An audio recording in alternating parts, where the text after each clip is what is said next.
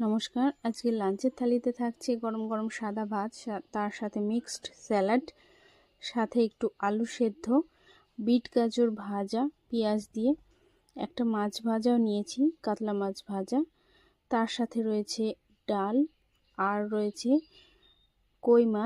কই মাছের ঝাল করা হয়েছিল, জিরে বাটা, আদা, শুকনো লঙ্কা দিয়ে।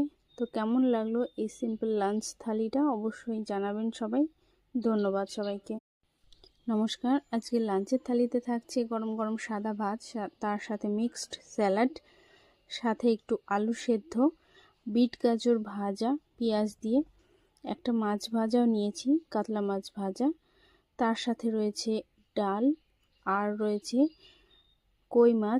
কই মাছের ঝাল করা হয়েছিল, জিরে বাটা, আদা, শুকনো লঙ্কা দিয়ে।